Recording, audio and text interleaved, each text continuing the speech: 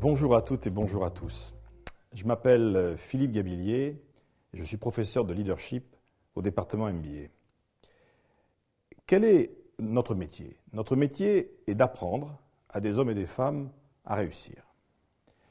Pourquoi réussit-on? Quels sont les facteurs qui aident à la réussite? Alors, bien évidemment, je pourrais vous dire qu'il y a le talent. Le talent fait partie des facteurs qui aident à réussir. Le travail fait partie des facteurs qui aident à réussir. Et probablement, disposer des bons outils aide aussi à réussir. Seulement, il y a un quatrième facteur qui aide à réussir, un facteur dont personne ne parle jamais, le facteur politiquement incorrect, la chance.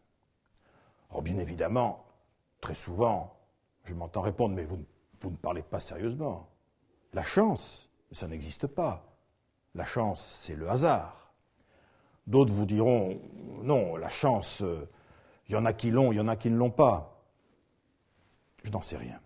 Ce qui est sûr, c'est que, à partir du moment où la chance devient une habitude, c'est-à-dire lorsque vous rencontrez dans la vie professionnelle des hommes, des femmes, qui ont tendance à collectionner les opportunités, les coups de chance, les bonnes affaires, les contacts intéressants, ce n'est plus un problème de personnalité, ce n'est plus un problème de hasard, c'est un problème de compétence.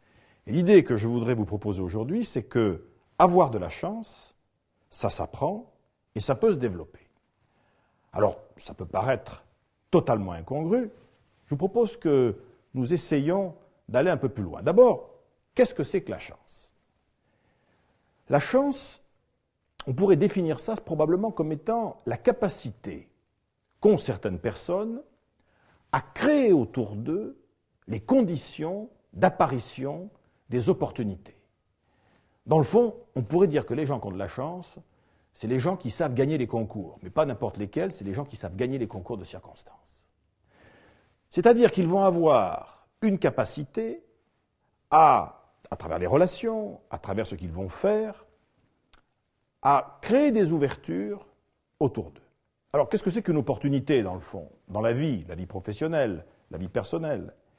Une opportunité, c'est une circonstance imprévue, généralement imprévue, qui, en se produisant dans votre champ de vie, vous crée instantanément un espace de possibilités qu'il n'y avait pas il y a 5 minutes. C'est pour ça qu'on appelle ça une opportunité. C'est très difficile de planifier les opportunités. En revanche, il faut être prêt à les accueillir. Comment se présentent les opportunités? Dans le fond, comment se présentent les coups de chance dans l'entreprise? Après plusieurs années à avoir accompagné des managers et des dirigeants dans leur carrière, je peux vous dire que vos coups de chance, donc vos opportunités, se présenteront, dans 90% des cas, sous 4 formes. La première forme possible, ce sont des rencontres. Je rencontre quelqu'un, et en rencontrant cette personne, il se passe quelque chose, une ouverture du champ des possibles qui n'existait pas il y a 10 minutes avant que je la rencontre. Les opportunités se présentent aussi parfois sous la forme d'informations. Une information que je vais saisir, et cette information vient se percuter en quelque sorte avec mes préoccupations du moment, des projets sur lesquels je suis, et cette information m'ouvre un champ de possibilités. La troisième, bien évidemment, possibilité pour rencontrer des opportunités, c'est d'être à l'écoute des décisions qui ont été prises ailleurs. C'est-à-dire que quelqu'un, en prenant une décision à un autre endroit dans l'entreprise, me crée involontairement ou volontairement une possibilité d'action nouvelle que je n'avais pas jusqu'à présent. Et puis enfin, et c'est sans doute le quatrième et dernier secret le plus important pour les opportunités, elles se présentent très souvent sous la forme de demandes. C'est-à-dire que je vais percevoir dans une réunion, dans une rencontre avec quelqu'un, un client, un de mes collaborateurs, mon patron, je vais entendre une demande d'information, de soutien, de solution, une demande que je suis peut-être pour l'instant le premier à avoir perçue. Et être le premier à percevoir les demandes chez les autres, c'est aussi ça, l'esprit d'opportunité. Alors, bien évidemment, est-ce que tout ça peut se favoriser? Est-ce que l'on peut créer les conditions pour multiplier les chances, en quelque sorte, de rencontrer des opportunités? Assez facilement, en fait. Par expérience, vous avez à votre disposition 4 facteurs, là aussi, qui vont vous permettre de développer ces opportunités. Le premier facteur, je l'appellerai le facteur de vigilance, c'est-à-dire être attentif à ce qui se passe autour de vous et, en toute priorité, être curieux. On ne peut pas rencontrer des opportunités si l'on est quelqu'un de routinier.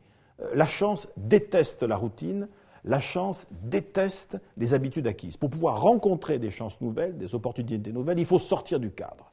Il faut penser en dehors de la boîte, il faut changer ses habitudes et se mettre en situation de vigilance par rapport à tout ce qui est nouveau autour de soi. C'est probablement le premier principe. Le second principe, c'est quand même un principe d'anticipation. C'est-à-dire que, je crois que c'est Pasteur qui disait « La chance ne favorise généralement que les esprits préparés ». Il n'y a aucune raison d'avoir de la chance pour quoi que ce soit si vous-même ne vous êtes pas déjà préparé, si vous n'avez pas un objectif. La chance, elle fonctionne aussi un peu comme une tête chercheuse. Vous savez, comme une tête chercheuse automatique. Plus vous allez être habité par un projet, par une attente, par un désir très fort, plus votre machine à percevoir les opportunités intéressantes, c'est-à-dire à identifier la bonne rencontre, la bonne information, la décision utile, entendre la demande que les autres n'ont pas encore entendue, plus votre projet, votre désir sera fort, plus la machine à opportunités sera elle-même prête à fonctionner au quart de tour. Le troisième facteur de création de la chance, nous vivons à l'heure du web. Eh bien, je pense que plus votre vie fonctionne comme un web, plus vous fonctionnez vous-même en réseau avec des tas de gens, plus vous avez d'opportunités de rencontrer des coups de chance. Il ne faut pas d'ailleurs confondre de ce point de vue-là travailler son réseau avec uniquement collectionner les adresses dans son Palm, dans son portable ou autre. Le problème n'est pas là.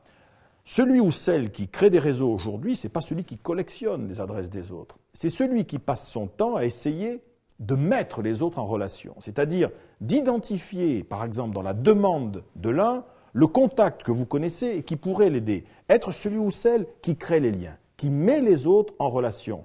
Passez votre temps à mettre les autres en relation et naturellement, d'un point de vue systémique, un certain nombre d'opportunités vous reviendront. Et puis, il y a bien évidemment le quatrième et dernier secret de la chance. Le dernier secret de la chance, c'est que parfois on n'a pas de chance.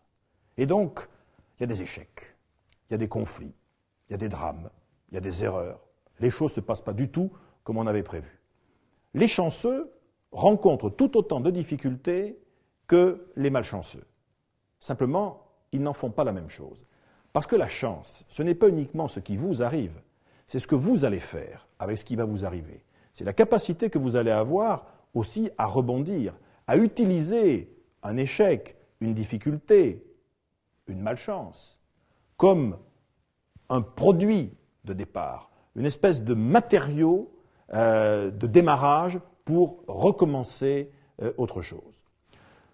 Ce que je pourrais vous dire en conclusion, c'est que tout cela, on s'entraîne avec ça. On fait ça au quotidien, à travers les rencontres que vous faites, les réunions auxquelles vous participez, les déjeuners, les petits déjeuners, les dîners, les sessions de formation, les groupes projets. Tout événement est un événement qui, en lui-même, potentiellement, est porteur d'opportunités, à condition que votre machine à percevoir fonctionne efficacement. Et surtout, en n'oubliant jamais les deux secrets fondamentaux de tout individu, de tout homme, de toute femme qui a de la chance, souvent. Le premier principe, il nous avait été donné il y a plusieurs années par un monsieur qui s'appelait Pierre Doré, qui était le fondateur de l'Institut européen du leadership, et qui disait « La meilleure façon pour atteindre ses objectifs dans la vie, c'est encore d'aider ceux dont on a besoin à atteindre les leurs. » Ça, c'est le premier secret. Et le deuxième secret, qui est celui que je vous laisserai en cadeau au moment de terminer cet enregistrement, c'est le suivant. D'une façon générale, là aussi dans la vie, pas uniquement professionnelle, la meilleure façon de rencontrer des opportunités, c'est déjà d'en être une soi-même. Bonne chance pour la suite. Au revoir, à bientôt.